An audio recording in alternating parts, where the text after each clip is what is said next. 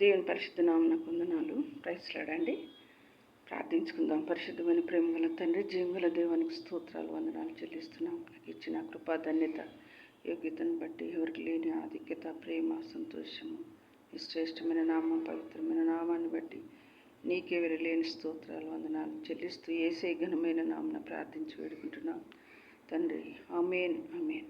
దేవుని యొక్క వాక్యము న్యాయాధిపతులు 16వ అధ్యాయం 4వ వచనంలో మనం ధ్యానించుకుందామండి. మరి అక్కడ దెలీలా గురించి మనము కొన్ని మాటలు ధ్యానించుకుందాము.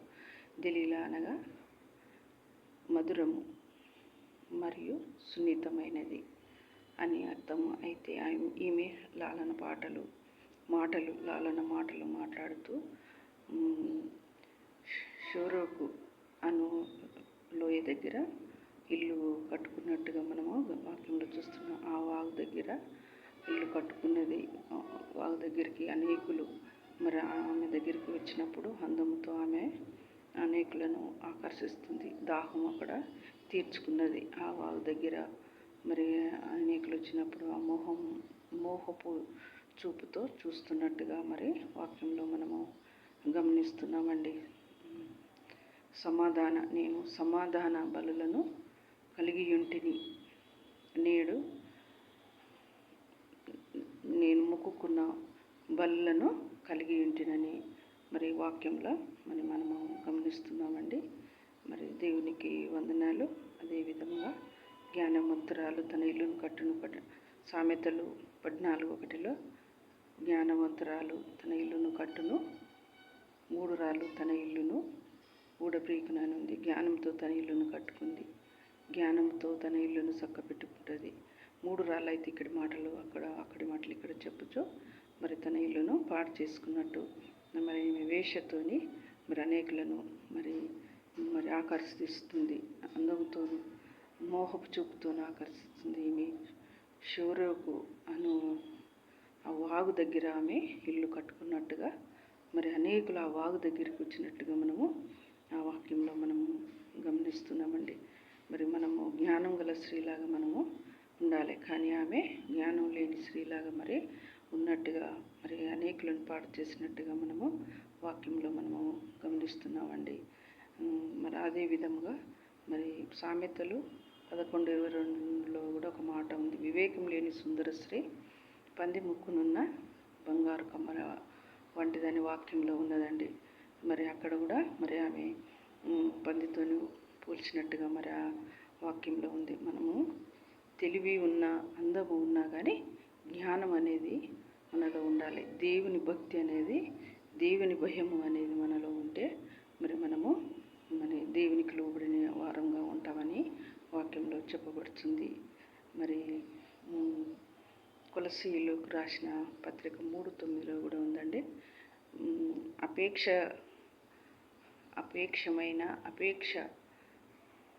అపేక్షమైన సమస్త కీడులకు ధనాపేక్ష కలిగిన మరి సమస్తమైన కీడులకు మూలమని వాక్యంలో ఉన్నదండి. మరి మనం దాని నుండి విశ్వాసం, ఆ ధనము ఉన్నందువలన మరి విశ్వాసం నుండి మనము దూరం అయిపోతాం. నానా బాధల నుండి తన్ను తాను పొడుచుకుంటాము, ఒకరికొకరం పొడుచుకుంటామని వాక్యంలో చెప్పబడుచున్నదండి.